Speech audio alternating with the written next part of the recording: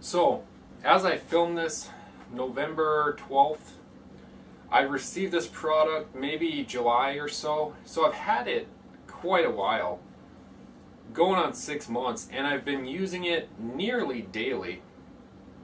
And what we're going to talk about today is the Clinger holster. The advantage of this pocket holster is you can stuff it in a waistband and so on and so forth. It kind of clings to the waistband. So, like I said, I just got home. I haven't even got undressed, but I was like, this would be a perfect time, a perfect example of when this holster is handy. It wasn't a super long hike, 15, no, I think about 12 miles. And pretty chilly out. Now, one option I always used when hiking, backpacking, so on and so forth, is a shoulder holster.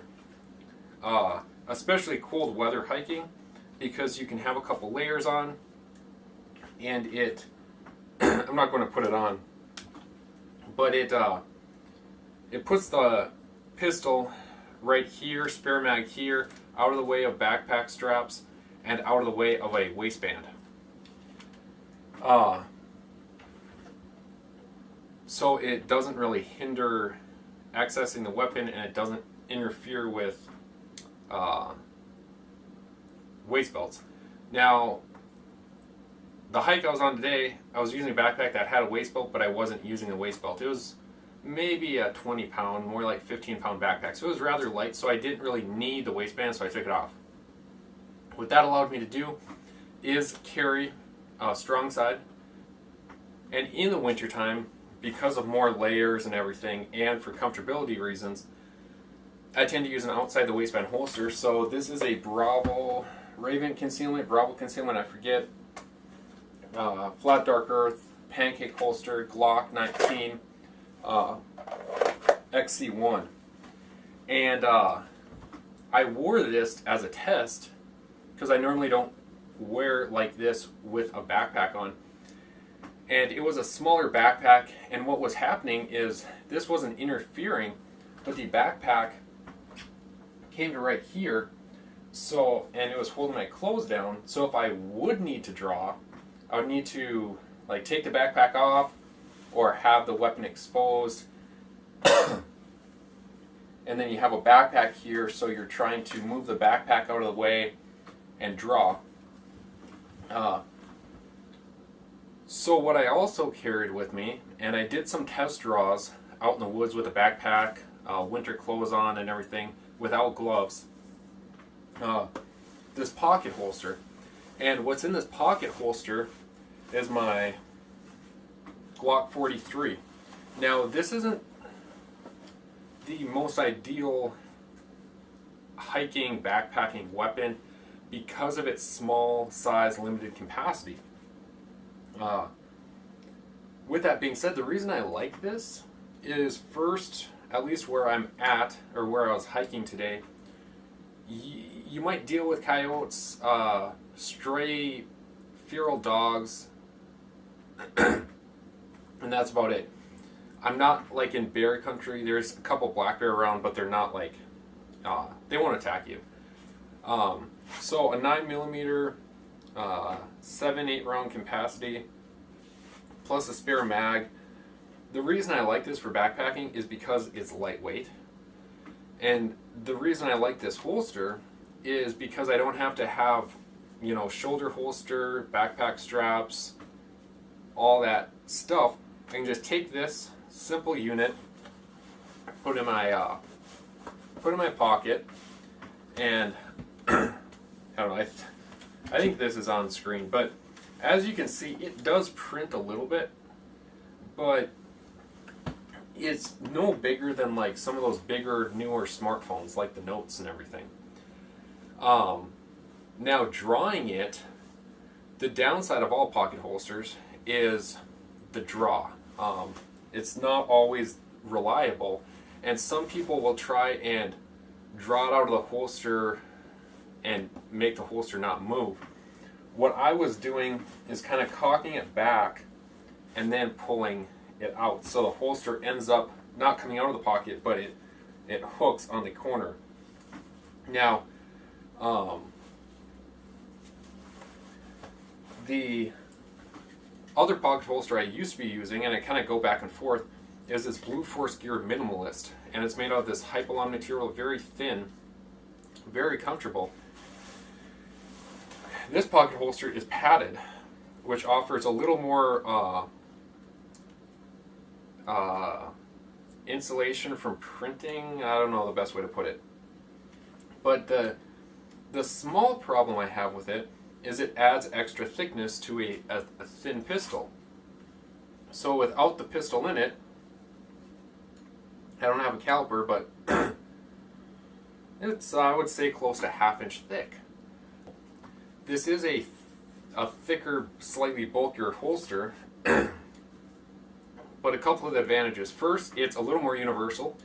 So this works with a shield, it works with XDS, maybe Glock 26, pretty much any pistol similar in size to this one, while the Blue Force Gear is kind of more streamlined and cut and formed and sized just for the specific pistol. So you could try using that Blue Force Gear with other pistols. It might work, it might not. It's designed for a singular pistol. This one, on the other hand, is a little more universal. Now, how relevant is that? I mean, I'm not quite sure. I'm kind of the belief, once you find a pistol, just stick with it. Don't keep going from pistol to pistol to pistol, because then you won't be fluid with that one pistol. You know, you might be a mystery what pistol you're carrying for a specific day. So I came to the decision, one of my pistols is a Glock 43. So having a universal holster, to me, isn't that relevant. To other people, maybe it is. Now, trigger guard protection. Some people will say, well, it's not solid, so there's a chance of... No. I've carried this, like I said, daily, 12, 16 hours a day. I would normally just carry this at work because, a belt holster and everything, it would just get in the way. And sometimes I would, inside the waistband, carry Glock 19, and I just keep this in my pocket. It's 2 pistols overkill for concealed carry. For what I do, for where I live, it probably is. But, who cares? The only person, who knows and has to deal with it is yourself. The other benefit that they tout is, it's kind of in the name, clinger. Okay? Clinger holster. It clings. So not only does it kind of cling and stick to the inside of your pocket, so it kind of stays in place. That's what they tout. I didn't really find that to be the case. But the other thing is, and again, I'm not a proponent of this method, but what they say is you could stick it in your waistband and tighten the belt.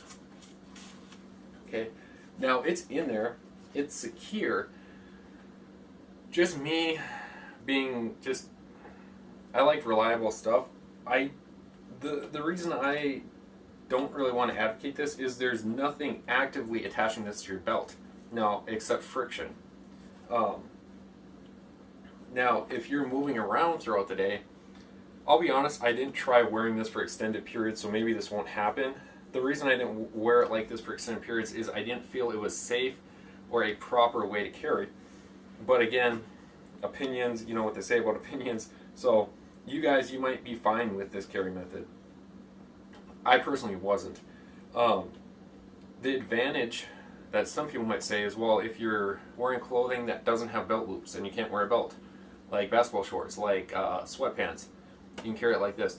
I would argue against that for a couple of reasons. Basketball shorts are meant to be like comfortable, and most of the time if you're wearing basketball shorts, you're like doing something active. And you don't want the waistband super tight. And most of the time, basketball shorts, they have a thin drawstring. So to prevent this from flopping all around and falling down your shorts, which would kind of be embarrassing, you'd have to pull that drawstring super tight. Mini sweatpants don't have don't have a drawstring, and if they do, again, it's a cord. Now, so I don't see this being a credible or a solution to carrying with sweatpants. My solution to being able to carry with basketball shorts is to wear a real pair of shorts, or better yet, pants. Just my way of looking at it, and again, very climate specific. I understand I used to live in the South. Sometimes basketball shorts is the only option. Maybe try and rock a pair of cargo shorts and wear a proper gun belt and wear a proper inside the waistband holster. That's just my way of thinking. But this way of carry, it might work for you. You know, I've heard some people say, well, with women, and if they're wearing yoga pants, or a lot of women's clothing don't have belt loops, then they could carry like this. The thing is, spandex can get tight, but this is going to flop around, and it won't be a safe or a good way of carrying, because especially if you're a female and you're wearing spandex or whatever, maybe carrying like this is better than not carrying at all. What I would worry about, my girlfriend did test it out and my theory holds, is that spandex offers a little bit of tension to keep them up, but not enough retention so when she went to draw, the whole holster came out. Now from there she can grab the holster, rip it off. That's an option. But what if you don't have two hands? You know, what if you're trying to fend an attacker off, and then you have a pistol with a holster on it, and you're trying to, it's just a big mess. Like I said, they're around $20 to $30, so they're inexpensive and they're universal, which is a good thing. They're really durable. Now, again, I should have looked at more of the stats. I remember looking them up after I received the product, but I don't know if this is leather or not. If it's not leather and it's some type of synthetic leather, whatever it is very durable. It doesn't seem to show signs of wear.